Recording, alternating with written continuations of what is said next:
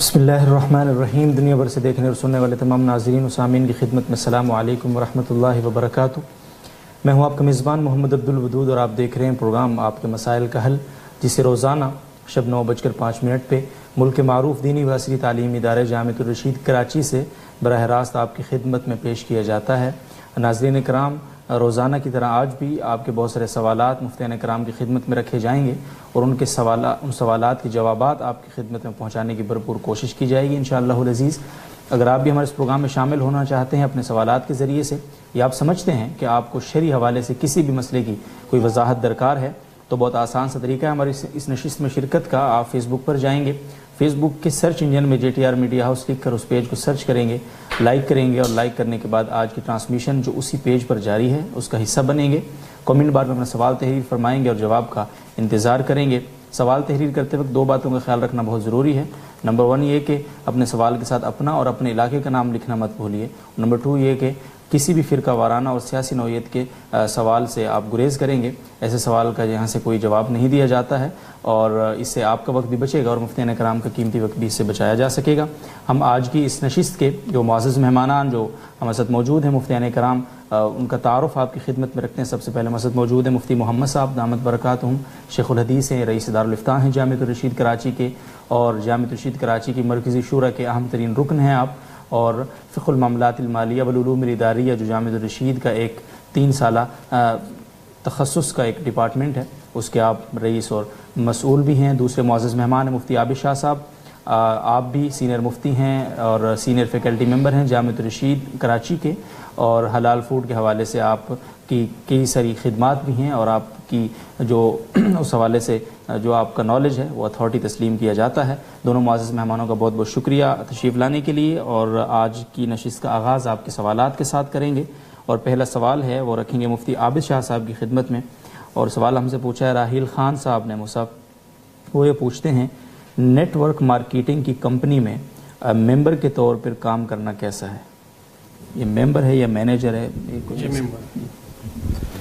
جی، net work marketing سے ان کی مراد بظاہر وہی صورت ہے جس میں ایک طے شدہ فیس لے کر لوگوں کو ممبر بنایا جاتا ہے، اور پھر اس طرح سے ان ممبران کے واسطے سے جو نئے ممبر بنتے ہیں، ان نئے ممبران سے آنے والی فیس کا ایک معلوم شرح سے، معلوم تناسب سے ان کو حصہ دیا جاتا ہے۔ پہلے یہ صرف اسی طرح سے ممبرشپ کے ذریعے سے جو رقوم آتی تھی انہی رقوم میں کمیشن دی جاتی تھی، اور بعد میں جب اس پر اشکال ہوا تو اس میں بعض خاص پروڈکٹس کو بھی انہوں نے استعمال کرنا شروع کیا، لیکن وہ پروڈکٹس بھی اتنی معمولی ہوتی ہے کہ اس کے مقابلے میں جو ممبرشپ کی یہ فیس ہوتی ہے یہ بہت زیادہ ہوتی ہے۔ تو اس لیے اس کاروبار میں اصل مقصود خرید و فروخت نہیں ہوتی، ممبرشپ لوگوں کو ممبر بنانا اور اس طریقے سے ممبرشپ کے ذریعے رقوم جمع کرنا اور رقم پر رقم گویا لوگوں کو دینا، یہ اس کاروبار کا بنیادی فلسفہ ہے، اور یہ شریعت کے اصولوں کے مطابق نہیں ہے۔ اول تو کمیشن کے بارے میں شریعت کا اصول یہ ہے کہ معلوم کام پر ایک معلوم کمیشن وہ بھی ایک مرتبہ وہ دی جا سکتی ہے، لیکن اس کی فقہی طور پر کوئی نظیر نہیں ہے کہ ایک آدمی ایک کام کرے اور پھر جب تک وہ کسٹمر جو ہے وہ رابطے میں رہے اس کی کمیشن اس کو ملتی رہے، تو اس کی کوئی نظیر نہیں ہے۔ دوسرے، اس میں جو شخص رقم لگاتا ہے وہ اس امید پر رقم لگاتا ہے کہ یا تو اور ممبر بنیں گے تو مجھے اور رقم مل جائے گی، تو اس طرح اس کی رقم اور رقم کھینچ لے گی، یہ ایک قمار کی اور جوئے کی صورت ہے۔ اور یا یہ ہے کہ اگر اور ممبر نہیں بنے تو اس کی لگائی ہوئی رقم جو ہے ممبرشپ کی فیس کے طور پر وہ بھی ڈوب جائے گی۔ تو اس طرح یہ کاروبار سود، جوئے اور ناجائز طریقہ کار پر مشتمل ہونے کی وجہ سے یہ جائز نہیں ہے اور اس کی کوئی گنجائش نہیں۔ جزاکم اللہ مصعب۔ اور حمید اللہ صاحب کا سوال ہے کابل سے، گھر میں چھوٹے بچوں کے لیے گڑیا یا کسی جاندار شکل کے کھلونے رکھنا شرعاً کیسا ہے؟ اگر جائز نہیں ہے تو اس کا متبادل کیا ہوگا؟ چھوٹے بچوں کے کھلونے جن کی نقش و نگار واضح نہ ہو، یعنی چہرے کے جو نقوش ہوتے ہیں، ناک، کان وغیرہ، یہ اگر واضح نہ ہو تو ان کا استعمال کرنا بچوں کے لیے ضرورت بھی ہوتی ہے، تربیت کے لیے ایسے گڑیوں کی ان کی گنجائش ہے۔ البتہ اگر نقش و نگار واضح ہوں تو اس کی گنجائش نہیں ہے۔ اس حوالے سے حضرت عائشہ رضی اللہ تعالیٰ عنہ کی حدیث بہت معروف ہے کہ وہ فرماتی ہیں کہ کنتو العب بالبنات عند رسول اللہ صلی اللہ علیہ وسلم. لیکن ایک تو اس روایت میں یہ تو آتا ہے کہ آپ کا ایک گھوڑا تھا اور اس کے 2 پر تھے، لیکن کہیں پر بھی اس کی صراحت نہیں ہے کہ وہ گڑیائیں جو تھی ان کے اعضاء واضح تھے. بلکہ مستدرک وغیرہ کی بعض روایت میں ہے کہ وہن لعب، کہ وہ کھلونے قسم کے تھے، جس کا مطلب یہ ہے کہ انسان نما کچھ صورتیں تھی، لیکن اس میں اعضاء و جوارے جو چہرے کے تھے ان کا ظاہر ہونا کسی روایت سے ثابت نہیں ہے. تو اس لیے اگر اعضاء و جوارے بالکل نقش و نگار واضح ہوں تو ایسے گڑیوں کے استعمال کی گنجائش نہیں ہے، اور متبادل یہی ہے کہ ایسے گڑیا استعمال کیے جائیں جن کے نقش و نگار واضح نہ ہوں. جی سینکڑوں قسم کے اور کھلونے ہیں جو انسانوں کے علاوہ چیزوں کے ہوں. ٹھیک ہے جی، جزاکم اللہ صاحب. اور مفتی محمد صاحب کی خدمت میں سوال ہے یاسین شیخ صاحب کے انڈیا سے. کرسی پر بیٹھ کر نماز پڑھنے کا صحیح طریقہ کیا ہے؟ کیا رکوع میں ہاتھ پاؤں پر رکھنا اور سجدے میں ہاتھوں کو آگے رکھنا ہوتا ہے یا اس کی کوئی اور صورت ہے؟ کیا تفصیل ہے مجھ سے؟ بسم اللہ الرحمن الرحیم. سب سے پہلے تو یہ اطمینان کر لینا چاہیے کہ جو سوال پوچھ رہا ہے یا اس طرح کے جو لوگ ہیں ان کے لیے کرسی پر بیٹھ کر نماز پڑھنا جائز بھی ہے یا نہیں. اب یہ ایک بہت رواج بنتا چلا جا رہا ہے کہ ذرا سے کسی کو تکلیف ہو تو بس کرسی پر بیٹھ کر نماز پڑھتا ہے. مسجدوں میں بے تحاشا کرسیاں نظر آتی ہیں جو 10-15 سال پہلے نہیں نظر آتی تھی. تو ایک تو یہ اطمینان کر لینا چاہیے. باقی جو بات انہوں نے پوچھی ہے کہ کیا رکوع گھٹنوں پر ہاتھ رکھ کر کیا جائے گا اور سجدے کے لیے ہاتھ آگے فضا میں رکھے جائیں گے یا کیا صورت ہوگی، تو اس بارے میں چونکہ جب زمین پر آدمی سجدہ کرتا ہے تو زمین کے اوپر ہاتھ رکھتا ہے، تو اب کرسی پر بیٹھے ہوئے زمین پر تو وہ ہاتھ رکھ نہیں سکتا، تو وہ فضا میں ہاتھوں کو رکھے نیچے کر کے یا رانوں پر ہی رکھے سجدہ کر لے. رکوع میں تھوڑا جھکانا ہوتا ہے سر کو اتنا کہ وہ گھٹنوں کے برابر ہو جائے، اور سجدے میں اس سے زیادہ جھکانا ہوتا ہے. تو سجدے میں سر کو جھکانا یہ اس سجدے کا تعلق ہے. ہاتھوں کو کہیں بھی رکھ سکتے ہیں، اس سے کوئی فرق نہیں پڑتا. جی جزاکم اللہ صاحب. سہیل صاحب کا سوال ہے سنگاپور سے. کوئی دعا پلاسٹک کوٹنگ میں ہو، اسے پینٹ کے پیچھے والی جیب میں رکھ سکتے ہیں یا نہیں؟ نیز کیا اس کے ساتھ بیت الخلاء جانا درست ہے یا نہیں؟ دیکھیں اگر سامنے والی جیب میں دعا اس طریقے سے رکھیں کہ وہ سامنے کھڑے ہوئے آدمی کو نظر نہ آئے تو اس طرح پوشیدہ ہونے کی صورت میں بیت الخلاء میں جا سکتے ہیں. لیکن جو بات انہوں نے پوچھی ہے کہ پینٹ کی پچھلی جیب میں ایسی دعا رکھنا، تو یہ خلاف ادب ہے، اس سے بچنا چاہیے. دعا ظاہر ہے کہ بہت ہی مقدس کلمات پر مشتمل ہوتی ہے اور اس میں اللہ تعالیٰ کی صفات کا بیان ہوتا ہے، اللہ کی حمد و ثنا ہوتی ہے. تو ایسی کسی بھی دعا کو پینٹ کی پچھلی جیب میں رکھنا یہ بڑی بری بات ہے اور خلاف ادب ہے، اس سے بچنا چاہیے.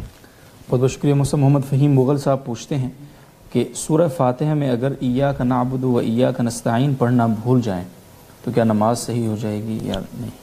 جی اگر سورہ فاتحہ کا ایک لفظ بھی بھول جائیں تو بھولے سے اگر وہ رہ گیا تو وہ سجدہ سہو واجب ہوگا اور سجدہ سہو کرنے سے نماز مکمل ہو جائے گی.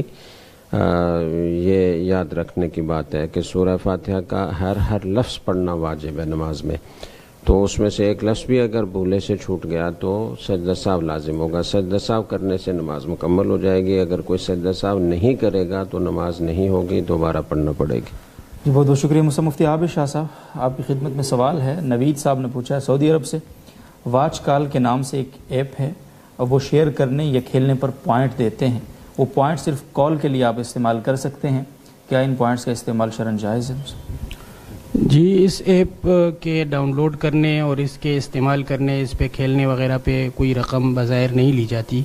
تو یہ فری ایک ایپ ہے اور اس کے استعمال کرنے پر اس طرح سے جو پوائنٹس ملتے ہیں وہ انٹرنیشنل کالز میں کنورٹ ہو جاتے ہیں اور انٹرنیشنل کالز ان کی طرف سے آفر کی جاتی ہیں. تو یہ ان کی طرف سے ایک تبرع ہے، ایک انعام ہے اور ان منٹس کو استعمال کرنے میں کوئی شرعاً کوئی حرج نہیں. جی جزاکم اللہ. جی محسن احمد صاحب میرٹھ انڈیا سے پوچھتے ہیں ایک بزرگ شخص نے میرے پاس کچھ رقم رکھوائی ہے اور کہا ہے کہ میرے انتقال کے بعد یہ مسجد میں آپ دے دینا. اب ان کے انتقال کے بعد میں ان کے وارثین کو اطلاع کروں اس رقم کی یا اس کو جس طرح انہوں نے کہا تھا ان کے کہنے کے مطابق مسجد میں دے دوں؟ اگر یہ رقم اتنی ہے کہ یہ ان کے مال کے کل مال کے 1/3 کے بقدر یا اس سے کم ہے تو ایسی صورت میں تو یہ انہوں نے وصیت کی ہے اور اس وصیت کو پورا کرنے کا انہوں نے ان کو ذمہ دار بنایا ہے، تو ان پر لازم ہے کہ ان کی وصیت کو پوری کریں اور وہ مسجد میں ہی دیں۔ البتہ اگر یہ ایک ثلث ان کے مال کے 1/3 سے زیادہ ہے تو یہ پھر ورثاء کا حق ہے، اور یہ ان کو جو زائد حصہ ہے وہ ورثاء کو دینا ہی ضروری ہے، اس کو مسجد میں دینا جائز نہیں ہے۔ ان کی اجازت اگر ہو تو پھر دے سکتے۔ ٹھیک ہے، جزاکم اللہ جی۔ محمد رجب انجم صاحب اوکاڑا سے پوچھتے ہیں روٹی پر سالن رکھ کر کھانا کیسا ہے؟ کیا حدیث شریف میں اس کی کوئی ممانعت آئی ہے یا نہیں؟ جی، روٹی پر سالن کی پلیٹ وغیرہ رکھنا تو بظاہر احترام ہے کے خلاف ہے اور بے ادبی ہے۔ البتہ روٹی کے اوپر سالن رکھ کے استعمال کرنا یہ کوئی اگر بے ادبی نہیں سمجھا جاتا، کسی عرف میں بظاہر نہیں سمجھا جاتا، تو اس میں کوئی حرج نہیں ہے، اور بعض روایت سے اس پر اس طرح سے استناس ہو سکتا ہے کہ آپ صلی اللہ علیہ وسلم نے ذراع کو، جو گوشت ہے، اس کو اٹھا کے استعمال کیا ہے، اور یہ بھی ادام، عربی میں گوشت بطور ادام اور سالن کے استعمال ہوتا ہے، اس پر بھی سالن کے لفظ کا اطلاق ہوتا ہے، تو اس لیے روٹی کے اوپر اگر سالن رکھ کے کوئی استعمال کرتا ہے تو یہ شرعاً ناجائز نہیں ہے۔ عرفاً اگر اس کو برا سمجھا جاتا ہو تو اس سے بچنا بہتر ہوگا۔ جی، جزاکم اللہ جی۔ مفتی محمد صاحب کی خدمت میں سوال ہے۔ ابو منیب صاحب نے پوچھا ہے مسجد قریب مدرسہ میں 4 یا 5 آدمیوں کا، مسجد کے قریب مدرسہ میں 4 یا 5 آدمیوں کا جماعت کے ساتھ نماز پڑھنے کا معمول بنانا، یہ درست ہے مصابیہ؟ جی، عام حالات میں تو یہ معمول بنانا بالکل ٹھیک نہیں ہے، ٹھیک ہے، اور اس بارے میں بہت تاکیدی الفاظ ہیں، احادیث کے الفاظ سے یہ معلوم ہوتا ہے کہ نمازیں وہاں پڑھو حیث ینادا، جہاں اذان کہی جاتی ہے، جہاں نماز کے لیے بلایا جاتا ہے، تو اس لیے مسجد میں باجماعت نماز پڑھنے کا اہتمام کرنا چاہیے۔ اگرچہ خارج مسجد میں جماعت کرانے سے جماعت کا ثواب مل جائے گا، لیکن مسجد کے ثواب سے اور مسجد کی برکات سے محرومی ہوگی، اور جو اصل مقصود ہے جماعت سے وہ بھی فوت ہوگا۔ مقصد تو جماعت سے یہ ہے کہ مسلمان جمع ہوں، ایک دوسرے سے ملیں، ایک دوسرے کے دکھ درد سے واقف ہوں، اور ایک اجتماعیت اور اسلام کی شان و شوکت ظاہر ہو مسلمانوں کے اجتماع سے۔ تو اس طریقے سے اگر لوگ اپنے اپنے گھروں میں، اپنے دفتروں میں الگ سے یا مدرسے میں الگ سے جماعت کروانے لگیں گے تو مسجد کی جماعت کی تقلیل ہوگی، اور وہ مقاصد جو جماعت کی نماز کے ہیں وہ حاصل نہیں ہوں گے۔ لیکن بعض اوقات یہ ہوتا ہے کہ کچھ افراد ایسے ہوتے ہیں کہ جن کو مثال کے طور پر کوئی جان کا خطرہ ہے اور وہ مسجد کی جماعت اس بنا پر چھوڑ رہے ہیں، تو یہ ایک ایسا عذر ہے جس کی بنا پر ان کے لیے گنجائش ہو سکتی ہے، یا کوئی بیمار ہے اور مسجد میں جانے میں اسے مشقت ہے اور وہ اپنے گھر میں یا مدرسے میں جماعت کروا کر پڑھ لیتے ہیں چند لوگ، تو اس کی گنجائش ہوگی۔ معمول بنانا اور عام حالات میں ایسا کرنا یہ بالکل درست نہیں ہے، اور اس سے بچنا چاہیے۔ جزاکم اللہ جی۔ خالد فاروق صاحب نے پوچھا ہے کیا قبر پر انفرادی سلام کہہ سکتے ہیں؟ مثلا والد یا والدہ کی قبر پر جا کر خاص انہی کو سلام کہنا شرعاً کیسا ہے مفتی صاحب؟ جی، قبرستان جانے پر، داخل ہونے پر تو سب کو سلام کہنا چاہیے، السلام علیکم دار قوم مؤمنین، یا السلام علیکم یا اہل القبور، دونوں قسم کے الفاظ روایات میں آتے ہیں، اور سب کو عمومی سلام کہنے کے بعد اگر کوئی اپنے عزیز و اقارب میں سے کسی کو، اپنے والد کو، اپنی والدہ کو مخاطب بنا کر اور ان کو خاص طور سے سلام کرتا ہے تو یہ درست ہے، اس میں کوئی حرج کی بات نہیں ہے۔ حافظ ابن عبد البر رحمہ اللہ تعالیٰ نے الاستذکار میں ایک روایت نقل کی ہے، اور اس میں یہ ہے ما من احد یمر بقبر اخیہ المؤمن کان یعرفہ فی الدنیا فسلم علیہ فیسلم علیہ الا عرفہ ورد علیہ السلام۔ جب بھی کوئی آدمی کسی اپنے مسلمان بھائی کی قبر پر گزرتا ہے جس کو وہ جانتا تھا دنیا میں، تو وہ میت اسے پہچان لیتی ہے، اور یہ اس کو سلام کرتا ہے تو میت اس کو پہچان لیتی ہے اور اس کے سلام کا جواب دیتی ہے۔ یہ روایت تھوڑے بہت الفاظ کے اختلاف کے ساتھ بہت سارے محدثین نے اپنی کتب میں نقل کی ہے، خطیب بغدادی نے نقل کی ہے، ابن عساکر نے نقل کی ہے، جمع الفوائد میں ہے، عبد الحق اشبیلی نے نقل کی ہے، اور بھی محدثین نے نقل فرمائی ہے، اور بہت سارے محدثین نے اس روایت کی تصحیح کی ہے۔ اس لیے اس میں کوئی حرج کی بات نہیں ہے، اور خاص طور سے اپنے والد کو یا والدہ کو سلام کیا جا سکتا ہے۔ جی جزاکم اللہ خیر۔ مفتی عابد شاہ صاحب، سوال ہے ابو عبداللہ صاحب کا، کیا لفظ اللہ کا ذکر کرنا شرعاً ثابت ہے؟ اگر ثابت نہیں ہے تو اسے عبادت سمجھ کر کیا جا سکتا ہے یا نہیں؟ جی، اللہ کرنا یہ ذکر میں داخل ہے، اور اس کا عام و خاص کئی دلائل سے ثبوت ہے۔ قرآن پاک میں اللہ رب العزت نے یا ایھا الذین فرمایا ہے کہ یا ایھا الذین آمنوا اذکروا اللہ ذکرا کثیرا، کہ کثرت سے اللہ تعالیٰ کا ذکر کرو۔ اس میں دو باتیں سمجھنے کی ہے، نقطے کی ہے۔ ایک بات یہ ہے کہ کثرت جو ہے وہ تکرار سے حاصل ہوتی ہے، کہ ایک کلمے کو بار بار پڑھا جائے تو یہ کثرت ہے، اور دوسرا یہ کہ ذکر کی یہاں مصداق کے طور پر کسی کلمے کو مقرر نہیں کیا گیا، اس لیے کوئی بھی ایسا کلمہ جس سے اللہ تعالیٰ کا ذکر کا مقصد حاصل ہو وہ اس حکم میں داخل ہوگی اور وہ ذکر ہوگا، اور ذکر افضل عبادت ہے۔ حدیث شریف میں بھی ہے کہ مثل الذی یذکر ربہ والذی لا یذکر مثل الحی والمیت، کہ وہ آدمی جو اللہ کا ذکر کرتا ہے اور وہ جو اللہ کا ذکر نہیں کرتا، ان کی مثال ایسی ہے جیسے زندہ اور مردہ کی۔ تو ذکر عظیم فضیلت والی عبادت ہے، اور اسی میں اللہ کرنا بھی داخل ہے۔ باقی خصوصی طور پر بھی اس کلمے کا بعض احادیث سے ثبوت ہوتا ہے۔ ترمذی شریف کی حسن روایت ہے جس میں آپ صلی اللہ علیہ وسلم نے ارشاد فرمایا کہ لا تقوم الساعة حتى لا يقال في الارض اللہ اللہ، کہ اس وقت تک قیامت قائم نہیں ہوگی جب تک یہ حالت نہ ہو کہ دنیا میں کوئی اللہ کرنے والا باقی نہ رہے۔ تو اس میں اللہ کا کلمہ 2 مرتبہ حدیث میں وارد ہوا ہے، اس طرح تکرار کے ساتھ۔ تو اس لیے اللہ کا کرنے کا اور یہ ذکر کرنے کا قرآن و حدیث دونوں سے ثبوت ہے، اور اس کو عبادت سمجھ کر کیا جا سکتا ہے۔ اور دوسرے اس میں جو عقلی طور پر جو مقصد ہے وہ یہ ہے کہ توجہ اللہ تعالیٰ کی طرف کامل ہو، اور کامل توجہ جو ہے وہ ذکر سے حاصل ہوتی ہے۔ انسان کی فطرت ہے کہ جس چیز کو وہ بار بار دہراتا ہے تو وہ دل میں اور ذہن میں، دل و دماغ میں بیٹھ جاتی ہے۔ تو اس لیے جب اللہ تعالیٰ کا ذکر کثرت سے بندہ کرتا ہے تو کامل توجہ اور وہ انابت جس کا قرآن پاک میں حکم دیا گیا ہے وہ حاصل ہو جاتی ہے۔ تو اس لیے یہ بالکل ثابت ہے۔ اور جزاکم اللہ صاحب، اور ایک سوال ہے، اگر ہم سورہ بقرہ کی آڈیو گھر میں لگا دیں تو اس سے بھی شیطان کو بھگانے والی فضیلت حاصل ہو جائے گی مصعب؟ جی، یہ فضیلت جو وارد ہے حدیث شریف میں وہ تو پڑھنے پر ہے، تلاوت کرنے پر ہے، اور تلاوت جو ہے وہ زبان سے پڑھنے کو کہتے ہیں۔ آڈیو سے شرعی احکام متعلق نہیں ہوتے ہیں۔ اگر آڈیو ٹیپ ریکارڈ چلا دیا جائے تو اس سے سجدہ سہو واجب نہیں ہوتا، تو اس پر قیاس کر کے یہ کہا جا سکتا ہے کہ اس قسم کی جو خاص فضیلتیں ہیں وہ بھی حاصل نہیں ہوگی۔ باقی اس میں شک نہیں ہے کہ جہاں قرآن پاک کی آڈیو بھی چل رہی ہوگی وہاں بھی کسی نہ کسی درجے میں تو اس کی برکت حاصل ہوگی، لیکن جو طریقہ وارد ہے حدیث میں اسی پر عمل کرنا چاہیے، تلاوت کرنی چاہیے۔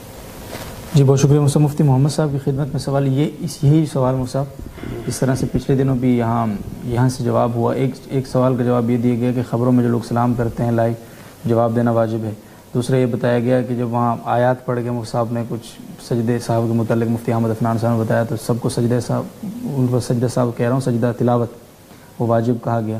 تو یہ مصعب جس طرح فرما رہے ہیں کہ تلاوت اگر ریکارڈنگ ہو تو اس کو سجدہ تلاوت واجب نہیں ہوتی۔ ریکارڈنگ میں اور لائیو میں فرق ہے نا۔ لائیو میں تو براہ راست بات چیت ہو رہی ہے اور آمنے سامنے گویا ایک دوسرے کی بات سنی جا رہی ہے، مجلس سے ایک مجلس کے حکم میں ہے یہ۔ اور جو آڈیو ہے وہ تو تلاوت کرنے والا جس وقت تلاوت کر رہا تھا تو اس مجلس میں جو لوگ سن رہے تھے تو ان پر تو سجدہ تلاوت واجب تھا، لیکن جب اسے ریکارڈ کر لیا گیا اور اب ریکارڈنگ سنی جا رہی ہے تو اب چونکہ اس فیتے کے اندر قاری صاحب موجود نہیں ہیں، ان کی آواز ہے اور وہ مجلس بھی نہیں ہے تلاوت کی، تو اس لیے اس کا حکم اس سے جدا ہے۔ ٹھیک، مطلب ہمارے اس پروگرام کے ختم ہونے کے بعد جو لوگ اس کو سنیں گے تو ان پر لازم۔ جزاکم اللہ صاحب۔ محمد سلمان صاحب کا سوال ہے، بد نظری کیا ہے مصعب؟ جو لوگ شاپنگ مال میں جاب کرتے ہیں ان کی نظر لازمی بے پردہ عورتوں پر پڑتی ہے، کیا اس سے بھی ان کو گناہ ہوگا؟ یہ بہت اہم سوال ہے، اور یہ جو پہلی بات انہوں نے پوچھی ہے کہ بد نظری کیا ہے، تو اس کا جواب تو یہ ہے کہ بد نظری کسی بھی نامحرم عورت کو مرد دیکھے یا عورت مرد کو دیکھے، نامحرم مرد کو، اور اس سے لذت حاصل کرے، تو یہ بد نظری ہے. اسی طریقے سے بے ریش لڑکوں کو دیکھ کر لذت حاصل کرنا یہ بھی بد نظری ہے اور یہ بہت بڑا گناہ ہے. اور آپ صلی اللہ علیہ وسلم نے فرمایا کہ العینان تزنیان، آنکھیں بھی زنا کرتی ہیں، وزناہما النظر، اور ان کا زنا دیکھنا ہی ہے. تو اس لیے اس سے پھر قرآن کریم میں واضح طور پر صریح حکم ہے قل للمؤمنین یغضوا من ابصارہم ویحفظوا فروجہم وقل للمؤمنات یغضضن من ابصارہن ویحفظن فروجہن. مومنین کو بھی یہ حکم ہے کہ وہ اپنی نظروں کو جھکا کر رکھیں اور اپنی عزت کی حفاظت کریں، اور مومنات عورتوں کو بھی یہ حکم ہے کہ وہ اپنی نظروں کو جھکا کر رکھیں اور اپنی عزت کی حفاظت کریں. تو اس لیے دونوں کو اس احتیاط پر عمل کرنا چاہیے. باقی اگر کوئی اچانک کسی پر نظر پڑ جائے تو فوراً ہٹا لینی چاہیے، لذت حاصل نہیں کرنی چاہیے. اور بغیر دیکھے بھی بہت سارے امور انجام دیے جا سکتے ہیں اور سارے کام ہو سکتے ہیں. اس کی عادت بنانی چاہیے. عادت نہیں ہے چونکہ تو اس لیے مشکل معلوم ہوتا ہے کہ جی جب گاہک آ رہے ہیں اور ان سے بات چیت بھی ہو رہی ہے تو یہ کیسے ممکن ہے کہ ان کے چہرے پر نظر نہ پڑے. تو نظر پڑ جانا یہ گناہ نہیں ہے، اور نظر ڈالنا قصدن اور پڑی ہوئی نظر کو دوام بخشنا اور لذت حاصل کرنا یہ ممنوع ہے. تو اس لیے احتیاط کریں گے تو انشاءاللہ عادت ہو جائے گی اور سارے امور بھی ٹھیک ٹھاک چلتے رہیں گے. ابھی کچھ دن پہلے لاہور یونیورسٹی کے جو چیئرمین ہیں ڈاکٹر اویس روف صاحب، تو وہ یہ بتا رہے تھے وہاں ان کے یونیورسٹی میں 35 سے 40 ہزار طلباء طالبات پڑھ رہے ہیں اور پرائیویٹ سیکٹر میں سب سے بڑی یونیورسٹی ہے. تو وہ یہ کہہ رہے تھے کہ مجھ سے دوست احباب پوچھتے ہیں کہ یار اتنی لڑکیاں اور وہاں بے پردہ اور نیم برہنہ لڑکیاں بھی ہوتی ہیں، بہت بن ٹھن کر بھی آئی ہوئی ہوتی ہیں، تو ان لڑکیوں کے ساتھ آپ رہتے ہیں، ارد گرد رہتے ہیں، سبق پڑھاتے ہیں، دفتر میں ان سے بات چیت ہوتی ہے، تو آپ کو کچھ ہوتا نہیں ہے. تو انہوں نے فرمایا کہ میں نے یہ اپنے دل میں پختہ یہ بات بٹھا لی ہے کہ جو سامنے بیٹھی ہوئی ہے وہ میری بیٹی ہے، وہ میری بہن ہے. تو ہر آدمی اگر یہی تصور کر لیا کرے کہ جو سامنے ہے وہ میری بیٹی ہے، وہ میری بہن ہے. آپ صلی اللہ علیہ وسلم سے ایک دفعہ ایک صحابی نے پوچھا کہ مجھے زنا کی اجازت دی جائے. نئے نئے مسلمان ہوئے ہوں گے تو آپ دوسرے صحابہ کرام کو بہت ناگوار ہوا اور انہوں نے گھور کر دیکھا. تو آپ صلی اللہ علیہ وسلم نے فرمایا کہ نہیں، اس کو میرے پاس آنے دو، میرے پاس بیٹھنے دو. تو آپ صلی اللہ علیہ وسلم نے ان کا علاج اس طریقے سے کیا کہ کیا تم اپنی امی کے لیے اس کو پسند کرتے ہو؟ کہا کہ نہیں. اپنی خالہ کے لیے اس کو پسند کرتے ہو؟ کہا نہیں. اپنی بہن کے لیے اس کو پسند کرتے ہو؟ کہا نہیں. اپنی پھوپھی کے لیے اس کو پسند کرتے ہو؟ کہا نہیں. تو فرمایا کہ جس طرح تم اپنی بہن، اپنی خالہ، اپنی پھوپھی، اپنی بیٹی کے لیے اس کو پسند نہیں کرتے تو اسی طریقے سے دوسرا بھی کوئی پسند نہیں کرتا. اور اس کے بعد آپ صلی اللہ علیہ وسلم نے ان کے لیے دعا فرمائی اور ان کے سینے پر ہاتھ رکھا. تو روایت میں آتا ہے کہ پھر اس کے بعد کبھی ان کو برا خیال نہیں آیا. تو اس طریقے سے اپنا علاج کرنا چاہیے اور یہ پختہ طریقے سے ذہن میں بات بٹھانی چاہیے کہ جو سامنے ہے وہ میری بہن ہے، میری بیٹی ہے. کیا میں اپنی بہن بیٹی کے لیے یہ گوارا کروں گا کہ کوئی اسے بری نظر سے دیکھے؟ تو مجھے بھی کسی کو بری نظر سے نہیں دیکھنا چاہیے، کسی سے لذت حاصل نہیں کرنی چاہیے. جزاکم اللہ صاحب، اللہ تعالیٰ عمل کی توفیق عطا فرمائے. محمد رسلان اسد صاحب اگلا سوال آپ ہی کی خدمت میں ہے. ان کا نماز میں بار بار دامن کو آگے پیچھے سے سمیٹنا کیسا ہے؟ اس سے نماز مکروہ تو نہیں ہو جاتی؟ یہ بھی بہت اہم سوال ہے اور اس میں بھی بہت زیادہ ابتلا ہے. جی، جو لوگ نماز سے پہلے آرام سے بیٹھے ہوتے ہیں، ان کے ہاتھوں کو حرکت نہیں ہو رہی ہوتی، وہ گود میں ہاتھ رکھ کر اطمینان سے بیٹھے ہوتے ہیں، جیسے ہی نماز شروع کرتے ہیں تو کوئی داڑھی پر ہاتھ پھر رہا ہے، کوئی ٹوپی سیدھی کر رہا ہے، کوئی چشمہ سیدھا کر رہا ہے، کوئی کہیں کھجا رہا ہے. تو یہ بہت ہی لاپرواہی کی بات ہے اور بہت ہی افسوسناک بات ہے کہ مسلمان اللہ کے دربار میں کھڑے ہو کر کسی بڑے افسر کے سامنے اگر جائیں تو اس وقت تو بڑی احتیاط کرتے ہیں کہ ہماری کوئی حرکت صاحب کے لیے ناگوار نہ ہو اور ان کو ناپسند نہ ہو. تو اللہ کے دربار میں کھڑے ہوتے ہیں تو پوری یکسوئی سے کھڑا ہونا چاہیے، اس کا استحضار کرنا چاہیے. ہم کتنے بڑے دربار میں کھڑے ہیں، ہماری بات آپ اللہ تعالیٰ سن رہے ہیں اور ہماری ایک ایک ادا سے واقف ہیں، ہمارے دل کے خیالات سے واقف ہیں. تو اطمینان سے اور سکون سے نماز پڑھنی چاہیے۔ آپ صلی اللہ علیہ وسلم کے زمانے میں ایک صاحب نماز پڑھ رہے تھے تو انہوں نے داڑھی پر ہاتھ پھیرا، تو آپ صلی اللہ علیہ وسلم نے فرمایا کہ لو خشع قلبہ لسکنت جوارحہ، اگر اس کے دل میں خشوع ہوتا تو اس کے اعضاء و جوارح پرسکون ہوتے اور ان میں اس طرح حرکت نہ ہوتی۔ جہاں تک دامن آگے پیچھے کرنے کی، اوپر نیچے کرنے کی بات ہے، تو ایک تو ہے رکوع سے اٹھتے وقت پیچھے والا دامن وہ اٹک جاتا ہے، یا اسی طرح سجدے سے اٹھنے کے بعد وہ اٹکا ہوا ہوتا ہے، تو اس سے بعض نفیس طبیعتوں کو الجھن ہوتی ہے، خود جس کا دامن اٹکا ہوا ہے اسے بھی، اور پیچھے دیکھنے والوں کو بھی بعض اوقات تکلیف ہوتی ہے اس سے۔ تو ایک ہاتھ سے معمولی حرکت کر کے اس کو سیدھا کیا جا سکتا ہے، اس کے لیے دو ہاتھ استعمال نہیں کرنے چاہیے، اور بار بار ہاتھ ہلانا، بار بار دامن کو سمیٹنا، سیدھا کرنا، آگے پیچھے کرنا، یہ بعض اوقات عمل کثیر ہو جاتا ہے۔ اگر کوئی آدمی 3 مرتبہ اتنی جلدی حرکت کرے کہ 3 بار سبحان ربی العظیم یا سبحان ربی الاعلیٰ کہنے میں جتنا وقت لگتا ہے، اتنے وقت میں 3 دفعہ حرکت کر دے تو یہ عمل کثیر ہو جائے گا اور اس کی وجہ سے نماز فاسد ہو جائے گی۔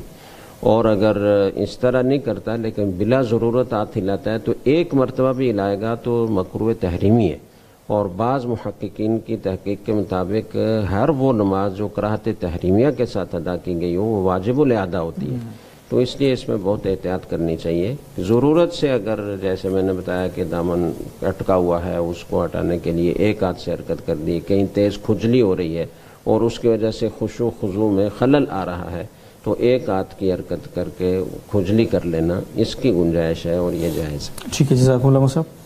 مفتی عابد شاہ صاحب، ابراہیم صاحب کا سوال ہے، کیا مسلمانوں کے لیے سیاسی سرگرمیوں میں حصہ لینا حلال ہے؟ جی، سیاست لوگوں کی دینی ضروریات پوری کرنے کے انتظام کرنے کو کہتے ہیں، اور یہ اس معنی میں خدمت خلق کی ایک صورت ہے، اس لیے یہ بھی دین کی ہی شعبوں میں سے ایک شعبہ ہے۔ اسلام جو ہمارا دین ہے وہ ایک جامع دین ہے، پوری زندگی کے لیے ایک لائحہ عمل ہے وہ، اور یہ اتنا اہم شعبہ یہ کیسے ہو سکتا ہے کہ اسلام میں اس کے حوالے سے ہدایات نہ ہوں، اس کے حوالے سے احکام نہ ہوں۔ ایک روایت کے الفاظ یہ ہیں کہ بنی اسرائیل کے انبیاء ان کی سیاست کرتے تھے، تو اگر یہ سیاست محض ایک دنیاوی کام ہوتا تو یہ انبیاء اس کو نہ کرتے۔ یہ الگ بات ہے کہ ہمارے زمانے میں سیاست میں بہت سے ناجائز امور در آئے ہیں، جھوٹ بولنا، دھوکہ کرنا، لوگوں کے اموال خرد برد کر دینا، یہ جو اس قسم کی چیزیں اس میں داخل ہو گئی ہیں، ان سے بچنا تو بہرحال ضروری ہے، البتہ اس کو نظر انداز کر دینا، بالکل مسلمانوں کا اس میں حصہ نہ لینا، یہ مسلمانوں کے لیے سخت نقصان دہ ہے۔ تو اس لیے یہ مسلمان جو باصلاحیت ہیں، خدمت کا جذبہ بھی ہے ان میں اور صلاحیت بھی ہے، وہ اس میں ضرور حصہ لیں اور مسلمانوں کی خدمت کی نیت سے یہ کریں تو یہ عبادت ہوگی۔ جزاکم اللہ صاحب۔ عبدالحمید صاحب مکہ مکرمہ سے پوچھتے ہیں، طواف سے پہلے یا بعد میں نفل پڑھنے کا کیا حکم ہے؟ نیز عمرہ میں کتنی رکعتیں ہیں اور کس جگہ ان کو ادا کیا جائے گا؟ جی، نماز طواف سے پہلے تو کوئی نماز واجب نہیں ہے، البتہ عمرے کے طواف کے بعد 2 رکعتیں جن کو دوگانے طواف کہتے ہیں وہ واجب ہے، اور ان کو اصل حکم یہ ہے کہ مقام ابراہیم پر جو جگہ وہاں مقام ابراہیم کی نام سے ہے اس جگہ کے پیچھے کھڑے ہو کے پڑھا جائے، لیکن اگر وہاں جگہ نہ ملے تو وہاں پیچھے حرم میں کہیں پر بھی اس کو پڑھ سکتے ہیں۔ تو یہ 2 رکعتیں ہی عمرہ میں واجب ہیں، اس کے علاوہ کوئی نماز عمرہ میں واجب نہیں ہے۔ باقی انہوں نے یہی پوچھا ہے کہ کتنی رکعتیں ہیں، تو رکعتیں بظاہر یہی مراد ہے ان کی۔ جزاکم اللہ۔ سہیل صاحب کا سوال ہے سنگاپور سے، اگر کسی مرد عورت نے باہر ملک نکاح کیا اور 1 ہفتے بعد وہ اپنے ملک میں آئے تو کیا دوبارہ نکاح کر سکتے ہیں اور کیا دوبارہ نیا مہر ادا کرنا ہوگا؟ جی، 1 مرتبہ نکاح ہو جانے کے بعد دوبارہ نکاح کی کوئی ضرورت نہیں ہے، بلکہ اگر یہ نکاح اسی مہر پر اسی تفصیل کے ساتھ ہو تو یہ لغو ہوگا اور اس سے کوئی چیز واجب نہیں ہوگی۔ البتہ اگر یہ مہر میں اضافے کے ساتھ اسی نیت سے نکاح کرتے ہیں تو وہ نکاح صحیح ہو جائے گا، پھر جتنا اضافہ مہر میں کریں گے وہ اضافہ دینا ضروری ہوگا۔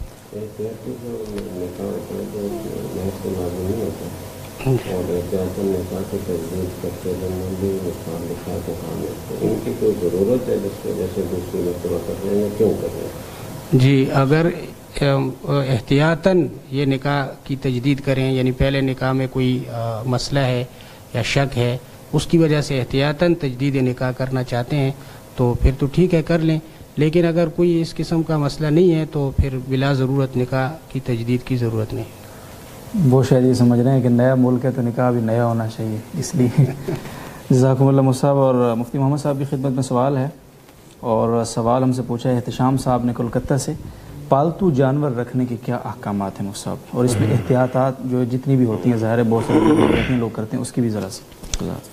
جی، جو شوقیہ لوگ جانور رکھتے ہیں اور ان کو پالتے ہیں، جیسے پرندے ہو گئے، کبوتر ہو گئے، بلیاں ہو گئیں، بعض لوگ کتے بھی شوقیہ رکھتے ہیں، بعض دوسرے جانور بھی رکھتے ہیں، ہرن رکھتے ہیں، تو کتا رکھنا تو بلا ضرورت شوقیہ یہ جائز نہیں ہے، اور حدیث میں صراحتاً یہ وارد ہے کہ جس قلب میں تصویر ہوتی ہے یا کتا ہوتا ہے اس میں رحمت کے فرشتے داخل نہیں ہوتے، تو اس سے تو بچنا چاہیے۔ باقی جو جانور ایسے نہیں ہیں جیسے بلی ہے یا اسی طرح کبوتر ہیں یا اور مور ہیں یا مختلف جانور ہیں، تو ان کو رکھنے کی گنجائش ہے، لیکن یہ ضروری ہے کہ دو چیزوں کی احتیاط کی جائے۔ ایک تو یہ کہ بعض لوگ مرغے رکھتے ہیں، جیسے اصیل مرغے ہوتے ہیں، ان کو پھر لڑاتے ہیں، تو یہ غلط ہے، اور حدیث میں اس سے منع کیا گیا ہے، جانوروں کو آپس میں لڑانے سے یہ لہو لعب میں شامل ہے اور گناہ کی بات ہے، اس سے بچنا لازم ہے۔ دوسری چیز جس کا خیال رکھنا ضروری ہے وہ ان جانوروں کی راحت اور آرام اور ان کی غذا اور خوراک کا خیال رکھنا ضروری ہے۔ بہت سے لوگ رکھ تو لیتے ہیں لیکن پھر ان کی غذا کی طرف توجہ نہیں دیتے، اس کا اہتمام نہیں کرتے، اور اسی طریقے سے بعض گھروں میں بچے ان جانوروں کو تکلیف پہنچا رہے ہوتے ہیں، ایذا پہنچا رہے ہوتے ہیں، تو یہ بہت بڑا گناہ ہے اور اس سے بچنا لازم ہے۔ کسی جانور کو بھی بلا وجہ تکلیف پہنچانا یہ ہمارے دین میں جائز نہیں ہے، اور جانوروں کو کے بھی حقوق شریعت نے بیان کیے ہیں، اور ان میں یہی ہے کہ ان کی کھاد خوراک کا خیال رکھا جائے اور ان کو ایذا نہ پہنچائی جائے۔ اسی طریقے سے جہاں وہ رکھے ہوئے ہیں وہاں صفائی کا اہتمام کرنا چاہیے، چونکہ بہت سارے لوگ رکھتے ہیں اس کی صفائی کا اہتمام نہیں کرتے، جس سے طرح طرح کے جراثیم پیدا ہوتے ہیں، جانوروں کو بھی تکلیف ہوتی ہے، وہی جراثیم انسانوں کو بھی لگتے ہیں اور طرح طرح کی بیماریاں پیدا ہوتی ہیں، تو صفائی کا اور خوراک کا اہتمام رکھا جائے تو اس کی گنجائش ہے، جائز۔ جزاکم اللہ۔ جسیلہ سید صاحب کا سوال ہے، جی میری والدہ کا انتقال ہوا ہے اور وہ اپنی زندگی میں نماز کی پابند نہیں تھی، تو میں ان کی طرف سے قضائے عمری کیسے ادا کروں؟ آپ ان کی طرف سے قضائے عمری نہیں ادا کر سکتے، آپ نوافل پڑھ کر ان کو ثواب پہنچا سکتے ہیں، لیکن جو فرض نمازیں ان کے ذمے رہ گئی ہیں ان کو آپ ان کی طرف سے قضا نہیں پڑھ سکتے، اور البتہ آپ اگر فدیہ دینا چاہیں، ان کی نمازوں کا اندازہ کر کے آپ فدیہ دینا چاہیں تو فدیہ دے سکتے ہیں، اور دن میں 6 نمازیں ہیں، 5 فرائض ہیں اور 6 وتر کی نماز ہے، اور ایک نماز کا فدیہ صدقۃ الفطر کی مقدار کے برابر ہے، جس کی احتیاطی مقدار 2.25 کلو گندم یا اس کی قیمت ہے، تو یہ آپ دے دیں تو ہو سکتا ہے کہ اللہ تعالیٰ آپ کی والدہ سے اس عذاب کو ٹال دیں جو ان نمازیں چھوڑنے کی وجہ سے جس کی وہ مستحق ہے۔ جزاکم اللہ۔ جی مفتی عابد شاہ صاحب نور آفریدی صاحب کا سوال ہے، جی میاں بیوی میں اگر علیحدگی ہو جائے، شوہر نشے کا عادی ہو، تو بچے بیٹا اور بیٹی کس کے پاس رہیں گے؟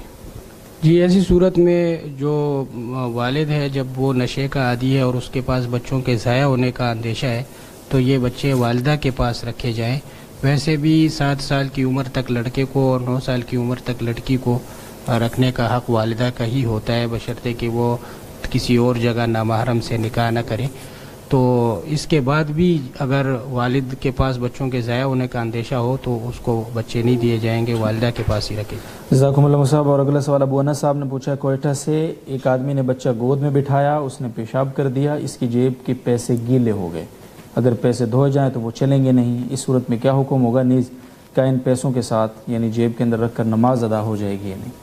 جی پیسوں پر اگر احتیاط کے ساتھ پانی بہایا جائے تو اس سے وہ اس طرح خراب نہیں ہوتے ہیں کہ بعد میں وہ نہ چلے، تو اس لیے ایسی صورت میں ان پیسوں پر پانی بہا کر ان کو صاف پاک کیا جائے۔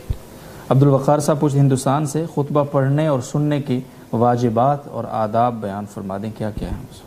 خطبہ سننے کا سب سے بڑا ادب یہ ہے کہ خطبہ واجب ہے، خطبہ سننا واجب ہے، اور اس لیے خطبے کے دوران بالکل سکون کے ساتھ اور پوری توجہ کے ساتھ بیٹھا جائے۔ حدیث شریف میں آتا ہے کہ اگر اس دوران کوئی بات کرے اور دوسرا آدمی اس کو کہے کہ تم خاموش ہو جاؤ، تو اس خاموش کرانے والے شخص نے بھی ایک لغو اور فضول کام کیا۔ تو اس لیے خطبے کے دوران بالکل خاموشی سے بیٹھا جائے اور توجہ بھی امام کی طرف پوری رکھی جائے۔ بعض روایات میں ہے کہ اگر کسی کو خطبے کے دوران اونگ آ جائے تو وہ اپنی جگہ بدل دے، یہ ترمذی شریف کی روایت ہے۔ تو اس کا مطلب یہ ہے کہ بیدار ہو کے بیٹھا جائے۔ ایک روایت میں یہ آتا ہے کہ آپ صلی اللہ علیہ وسلم نے خطبے کے دوران اس طرح رانوں کو سینے کے ساتھ لگا کے اور ہاتھوں کو اس طرح ملا کر بیٹھنے سے منع فرمایا ہے۔ تو اس کی وجہ بھی یہی ہے کہ جب آدمی اس حالت میں بیٹھتا ہے تو تھوڑا غفلت میں پڑ جاتا ہے، تو اس لیے بیدار ہو کر پوری توجہ کے ساتھ خطبہ سنا جائے، خطبہ سننا واجب ہے۔ جزاکم اللہ، بہت شکریہ مصعب مفتی محمد صاحب کی خدمت میں۔ حضرت علی کا سوال ہے جی، حضرت علی کسی انسان، یہ مطلب عام آدمی ہے، باپ کی پراپرٹی میں بھائی اور بہن کا کتنا حصہ ہوگا؟ ہاں، باپ کی پراپرٹی میں اگر دوسرے کوئی شرعی ورثہ نہیں ہے اور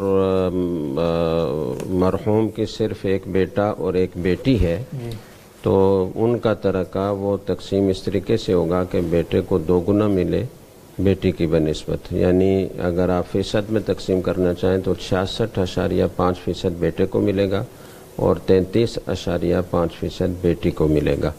لیکن بھائی اگر بہن کو زیادہ دینا چاہے تو کوئی پابندی نہیں۔ بہت شکریہ مصعب، وہ پورا دے دے، بڑی بات ہے سر، آج کل کا جو دور ہے جی۔ ابو شاہان صاحب کا سوال ہے بنگلور ہندوستان سے، مسجد میں سلام کرنا مصعب کب مسنون ہے اور اس کے کیا اصول و ضوابط ہیں؟ کیونکہ اکثر لوگ تلاوت، ذکر و اذکار میں مشغول رہتے ہیں، اس دوران سلام کرنا کیسا ہے شرعاً؟ جی، مسجد میں داخل ہوتے وقت اگر کوئی مسجد میں موجود نہ ہو یا لوگ بیٹھے ہوئے ہیں اندر مسجد کی پہلی دوسری صف میں اور آپ برآمدے سے داخل ہو رہے ہیں یا صحن سے داخل ہو رہے ہیں تو اس صورت میں آہستہ آواز سے السلام علینا وعلی عباد اللہ الصالحین یہ پڑھنا چاہیے، کیونکہ فرشتے ہوتے ہیں اور وہ جواب دیتے ہیں۔ اور جہاں تک بات ہے مسجد میں نمازیوں کو سلام کرنا تو یہ منع ہے، اس لیے کہ وہ اپنی عبادت میں مشغول ہیں، اور کوئی بھی کسی بھی قسم کی عبادت میں مشغول ہو، نماز پڑھ رہا ہو، تلاوت کر رہا ہو، ذکر کر رہا ہو تو اسے سلام کرنا مکروہ ہے۔ اور اگر ان کو کسی نے سلام کہہ دیا تو ان کے لیے جواب دینا واجب نہیں ہے، چونکہ اس کا سلام کہنا منع تھا، تو ایسے سلام کا جواب بھی واجب نہیں ہے۔ تو مسجد میں یا گھر میں بھی اگر کوئی داخل ہو تو داخل ہوتے وقت اگر گھر میں کوئی بھی نہیں ہے تو بھی فقہاء نے لکھا ہے کہ السلام علینا وعلی عباد اللہ الصالحین کہنا چاہیے، یہ مستحب ہے۔ تو مسجد میں لوگوں کو جہاں بیٹھے ہوئے ہیں وہاں سلام کہنا تو صحیح نہیں ہے۔ البتہ بعض اوقات ایسا ہوتا ہے کہ مسجد بہت وسیع ہے اور کچھ لوگ آگے کے حصے میں عبادت کر رہے ہیں، کچھ لوگ برآمدے میں ایسے ہی بیٹھے ہوئے ہیں، تو آپ کو اگر نظر آ رہا ہے کہ یہ کسی عبادت میں مشغول نہیں ہے، ایسے ہی بیٹھے ہوئے ہیں یا آپس میں بات چیت کر رہے ہیں، تو ان کو سلام کہنے میں کوئی حرج نہیں ہے، اور سلام کہہ کر آپ ان کو یہ نصیحت بھی کریں کہ مسجد میں دنیا کی باتیں کرنا جائز نہیں ہے، اگر کوئی دین کی بات آپ کر رہے ہیں تو کر سکتے ہیں۔ ٹھیک ہے، بہت شکریہ مصعب صاحب۔ یہ کھانا لوگ کھا رہے ہیں، اگر ایک جگہ بیٹھ کر آگے کوئی آتا ہے جیسے، تو وہ اگر سلام کر دیتا ہے تو سنا ہے یہ ہم نے کہ ان کھانا کھانے والوں پر بھی سلام کے جواب دینا واجب ہے۔ جی، چونکہ کھانے والے پر بھی سلام کرنا مکروہ ہے اور منع ہے، تو اس لیے کوئی سلام کرے تو کھانے والوں کو جواب دینا واجب نہیں ہے۔ البتہ بعض فقہاء نے یہ لکھا ہے کہ اگر کوئی حاجت مند آیا ہے اور وہ سلام اسی لیے کر رہا ہے کہ لوگ میری طرف متوجہ ہوں اور میری ضرورت پوری کریں، تو اس کو اپنے ساتھ بٹھا کر کھانا کھلانا چاہیے اور اس کے سلام کا جواب بھی دے دینا چاہیے۔ اس کے سلام کا جواب تو یہی ہے کہ بٹھا کر کھانا کھلا لیں۔ جی، جواد خان صاحب پوچھتے ہیں کوئٹہ سے، مفتی عابد شاہ صاحب، ایک ادارہ اپنے ملازمین کو یہ سہولت دیتا ہے کہ کسی ضرورت، مثلا شادی وغیرہ کے وقت اگر پیسوں کی ضرورت ہو تو جی پی فنڈ سے قرضہ دے دیتا ہے، لیکن اس سہولت کی وجہ سے واپسی کے وقت آخر میں 1 یا 2 قسطیں اضافی کاٹتے ہیں، کیا یہ اضافہ کاٹنا جائز ہے؟ جی، اس کی 2 بڑی صورتیں ہیں۔ زیادہ تر جو اس کی صورت ہے وہ یہ ہے کہ محکمے اور ادارے وہ کسی بینک کے تھرو کسی بینک کے ذریعے سے ایڈوانس ایک بڑی رقم دلواتے ہیں، وہ تو سیدھا سیدھا قرضہ ہے اور اس پر جو اضافہ لیا جاتا ہے وہ سود ہے، اس کی تو کوئی گنجائش نہیں۔ البتہ اپنے ملازمین کے ساتھ اگر کوئی ادارہ یہ معاملہ کرے کہ اپنے فنڈ میں سے، مجموعہ میں سے اس کو ایک رقم ایڈوانس دے، یعنی کہ اس وقت سے پہلے دے جس وقت میں جی پی فنڈ دیا جاتا ہے، اور بعد میں اس سے تنخواہ کی کٹوتی 1-2 ماہ زائد تک تنخواہ کی کٹوتی کرتا رہے، تو اس تعویل کے ساتھ اس کی گنجائش ہو سکتی ہے کہ یہ اس کی طرف سے جو اضافہ وہ جی پی فنڈ میں کرتے تھے وہ اضافہ وہ اب نہیں کرتے ہیں ایڈوانس دینے کی وجہ سے، تو اس تعویل کے ساتھ اس کی گنجائش ہے، اور اگر اس کی پوری صورت لکھ کر دارالفتاء سے معلوم کر لیا جائے تو یہ زیادہ بہتر۔ جی جزاکم اللہ۔ خاور زیب صاحب کا سوال ہے، میں 4 سال پہلے ایک جگہ کیش ریکوری کی جاب کرتا تھا، ایک شاپ کی ریکوری میں 9,000 روپے غلطی سے زیادہ آ گئے جو میں نے ذاتی استعمال میں خرچ کر دیے۔ اب اس شاپ کیپر کا ملنا ناممکن ہے کیونکہ وہ شاپ بند ہوئے عرصہ گزر گیا، تو اب اس کی تلافی کی کیا صورت ہے؟ میرا خیال ہے وہ آپ کے 9,000 کے غم میں بند کر کے چلا گیا تھا شاپ، تو کہ مصعب کیا فرماتے ہیں؟ جی یہ وہی حکم ہے جو نقطے کا ہے کہ اس کے مالک کو تلاش کیا جائے، اور جہاں اس کے ملنے کے امکانات ہوں وہاں جب پوری کوشش کے باوجود وہ نہ ملے تو اس کے بعد وہ رقم مالک کی طرف سے ثواب کی نیت کر کے صدقہ کر دی جائے۔ تو اب یہ رقم اگر یہ نا امید ہو گئے ہیں مالک کے ملنے سے تو یہ صدقہ کر دیں اور ثواب مالک کو بخش دیں۔ جزاکم اللہ صاحب۔ اور مفتی محمد صاحب کی خدمت میں شاہد اقبال صاحب کا سوال ہے انگلینڈ سے، ایک عورت کا خاوند 9 مہینے پہلے فوت ہوا لیکن گھر والوں کو 9 مہینے کے بعد پتہ چلا ہے، اب اس عورت کی عدت کب سے شروع ہوگی؟ فوتگی کے دن سے یا جب 9 مہینے بعد اطلاع ملی اس دن سے؟ فوت ہونے سے شروع ہوگی جب شوہر کا انتقال ہوا تو اس وقت سے عدت شروع ہو جاتی ہے۔ یوم الوفات وہ عدت کے آغاز کا دن ہے، تو اس لیے جب 9 مہینے گزر گئے تو اگر اس 9 مہینے کے دوران بیوی کی 3 ماہواریاں گزر چکی ہیں تو عدت پوری ہو گئی، یا اگر بیوی حاملہ تھی وضع حمل ہوگا تو عدت پوری ہوگی، اگر ہو چکا ہے تو عدت پوری ہو گئی۔ جی یہ متوفی عنہا زوجہا ہے، یہ شوہر کا انتقال ہو گیا ہے تو 4 مہینے 10 دن اس کی عدت ہے، اور 4 مہینے 10 دن چونکہ پورے ہو چکے ہیں لہٰذا ان کی عدت پوری ہو چکی ہے۔ جزاکم اللہ جی۔ کامران صاحب دبئی سے پوچھتے ہیں اگر گھر میں بلند آواز سے تلاوت کی کیسٹ چلا دی جائے تو کیا دوسرے لوگ ڈسٹرب ہونے کی وجہ سے خاموشی کی درخواست کر سکتے ہیں؟ جی بالکل کر سکتے ہیں۔